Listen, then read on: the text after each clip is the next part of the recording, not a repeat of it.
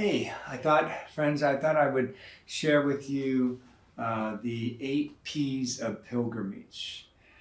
We're on a pilgrimage, we all know that, a Christian pilgrimage. And the pilgrimage is the journey, right? And heaven is the destination. And there's a lot available to us along the way in the pilgrimage. So much. So now, it's not limited to these 8, but I just want to concentrate on these 8. And I have to put a disclaimer out there that these are not my 8 P's of pilgrimage. These are the 7 P's of pilgrimage that a good friend of mine, Father Jonathan Wilson, gave to me while he and I were on a pilgrimage leading our people through Israel. And then we also went on a pilgrimage through the Marian shrines of Europe. And so he taught me about these 7 P's of pilgrimage. And then somebody said, hey, well, what about an 8th? You know, kind of like the 8 Beatitudes. So here they are. Place, purpose, prayer, people, patience, penance, peace, and fun.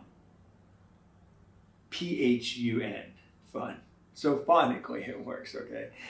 All right, those are the 8 P's of pilgrimage.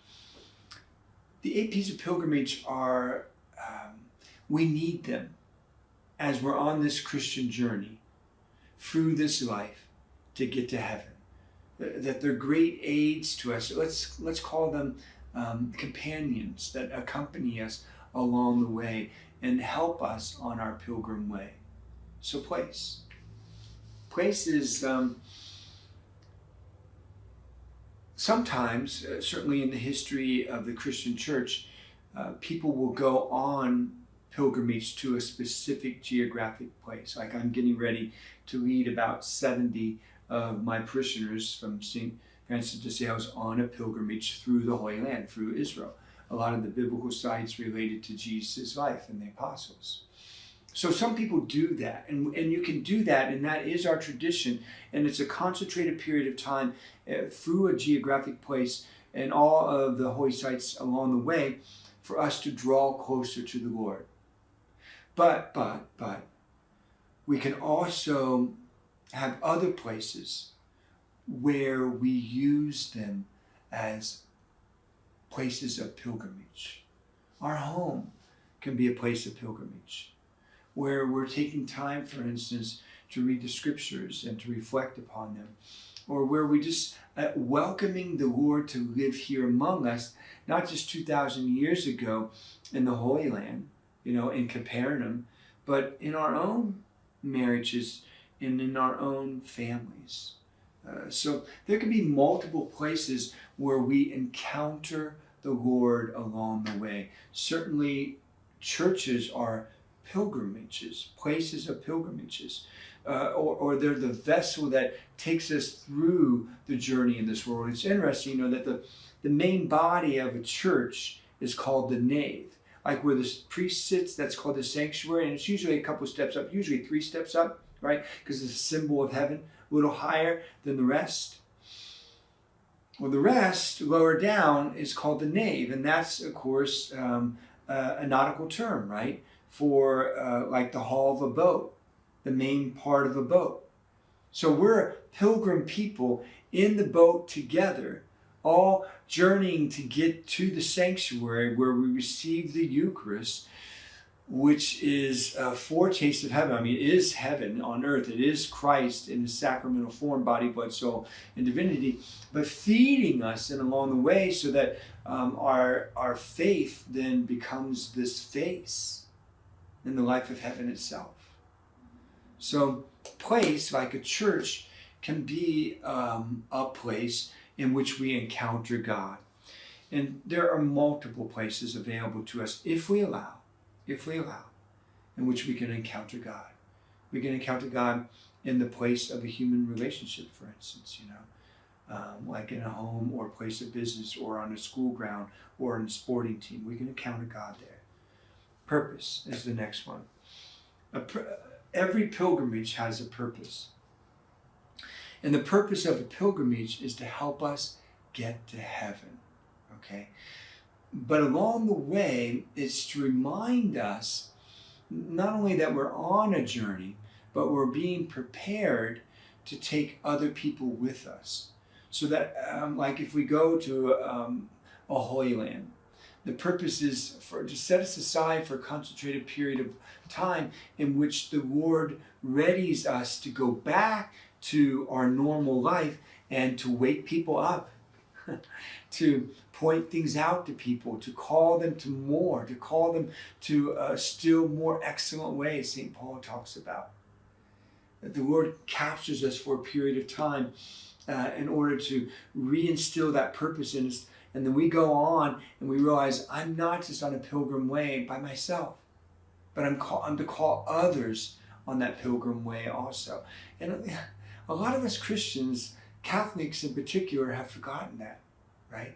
We just concentrate on me. We just concentrate on little us, my spouse and my children. And sometimes we don't even do that very well. Right? We're not really being great examples of the Christian life. So our kids raise up and they see us go to Mass or something, but they don't see us head over heels in love with Jesus Christ. And in fact, they see us doing things that are contrary to our Christian life, and they're like, I don't know if I want to walk that way, if that way is like, well, you know? So, being on a pilgrim way, whether we go to a Holy Land or we just make the home a Holy Land, is an opportunity to just remember the destination and live towards the destination and let it infuse meaning and purpose and into everything that we do and everything we are and all the relationships that we're with. And then we can be that example. Then we can be that evangelist. Then we can be that beautiful life. Then we can be that still more excellent way that people are attracted to, like people that are around us, and not just those who are around us, like our immediate family, our neighbors, or fellow parishioners, but all the people that the Lord is going to have us encounter along the way, because our purpose is to bring them with us, and we have to remember that as Christians. Prayer. The Jews, when they're on the pilgrim way through the desert, one of the things they did often was they prayed the Psalms. Back then, let's call it something different. They prayed songs of praise, songs of lament, songs of adoration, songs of thanksgiving that stretched the whole gamut of human experience. They prayed based upon where they were in life, and we have to do the same on a regular basis as we run into the highs and lows. We have to pray in both places. And that prayer kept the pilgrim people, the Jews in Exodus to the Promised Land, it kept them moving forward.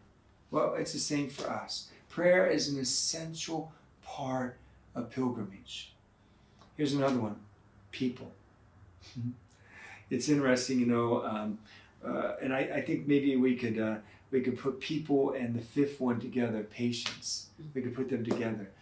Because people take patience, right? God knows the people around me have to be patient with me, and it's probably the same with you. And we have to be patient with other people. Again, those who are nearest and dearest are often the one we have to be the most patient with.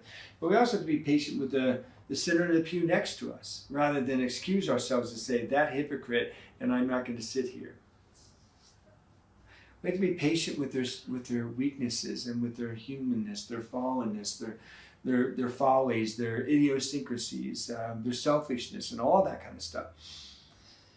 But people are also needed because, the Jews did not go through the Exodus experience alone as an individual Jew. Remember, all of this is an archetype. All of this is a foreshadowing of the church and what God would bring in a more perfect way, albeit in heaven, on earth, still not a perfect way. That he would. This shows us that we don't do it alone. That we need other people for the pilgrimage along the way and to get to the destination. And sometimes the way we need them to prepare us for heaven is we need to forgive them. We need to love them. We need to accept them where they're at, but don't leave them where they're at. Love them enough to call them on to more, right? We need to be merciful. We need to be generous. We need to be attentive to them. We need to listen to them and hear where they're at. And the list goes on. And all of that, by the way, is the stuff that prepares us for entering into the promised land, that gets us ready for God's promises. So people are an essential part of that, let alone the same people that encourage us, that support us, that inspire us, that pray for us, that pray alongside of us, that pray over us. All of that is necessary. People and patience. And here's another thing. Penance. Penance is necessary in the pilgrim way. And man, in the modern times, we, in general, modern people, we have forgotten that, we've dismissed it, or we have simply not used it a lot, or at all. It's not part of our regular Christian vocabulary anymore. And that's to say something. When's the last time you used that word? When's the last time you thought about this? Or let alone done this? What is penance? Penance is, it could be a prayer, it could be an action, it could be something like a sacrifice. It could be like during Lent, giving things up, but it doesn't need to be restricted to Lent itself. It's doing penance for the fact that I'm a sinner, the fact that I've hurt other people, or I've hurt my relationship with God, or I've gotten off track. And so we do penance, acts of love, acts of sacrifice, acts of sorrow, where we're giving something up, we're feeling the pains of that, and we express that in a prayer. I'm sorry that I did this, Lord. And I'm doing this now to realign myself, to show myself how much I love you, to show you how much I love you, and so on. That's penance.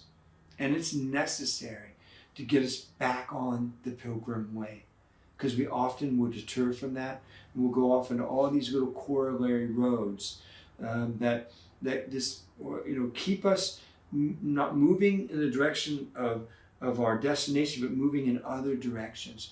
Or some of us just simply sit down and settle for here and now. And we're like, and we even go as far as to say, everything's fine the way it is right now. I don't need more. Okay, so that means then you don't need God, because God is always more than what we have of Him in any given moment. Always more. And penance just kind of shakes us out of all that. It's honest, it's authentic, it's raw, and it's necessary. And the last two is peace. When we do all of these things, when we recognize there's places for us that where we can encounter, where we remember our purpose, where we pray, and the place of people in our life, and the need for patience, and the necessary exercise, spiritual exercise of penance. When we do all of that, it produces peace in our life. Like Jesus says, a peace that the world cannot give. A sustaining peace. Even when we're climbing mountains and everything is clear, and we're in the valley and we don't know where we're going and what's over the next ridge, right? It produces an enduring penance. So pilgrimages produce penance and peace, and we need that in life. Here's the last one: fun. P-H-U-N. Remember along the way to have fun. As important and as serious as the pilgrimage is, and the Christian journey is, and getting into heaven is, we also have to remember to have fun, to laugh, to joke, to look at other people and just see them enjoying life and smiling at that. To have the fun of a loving relationship, or the fun of going out and jogging or biking or swimming or whatever it is that you do. That's just like, man, I love this hobby that I do. It's just so good. And many, many, many other expressions of fun. Okay, One last thought about pilgrimage. Any one of these things cannot be the destination, and they cannot be the journey. We cannot just live for the fun, for instance. As Christians, we cannot live our lives so serious that we're always beating ourselves up, like in a penitential way. But even that is a distortion of penance. We cannot get stuck on one place, right? We cannot allow people to be our purpose in life. And we cannot, live our lives in such a way that we're always just praying, but we're the least patient people in life. Have you ever met people like that? They're great prayers, but when it comes to interacting with other people, they just don't know how to treat them. Let alone be in a fun relationship. Let alone have fun. So it's all of those things, and it's a balance. It's an aggregate of all of those things, and they're all necessary for our pilgrimage through life. We are on a pilgrimage. Make no doubt about it. The destination is what we live for, but the journey is also important. And along the way, we have these keys of pilgrimage available to us that help us get ready and help others get ready to enter into the promised land. Till next time, friends.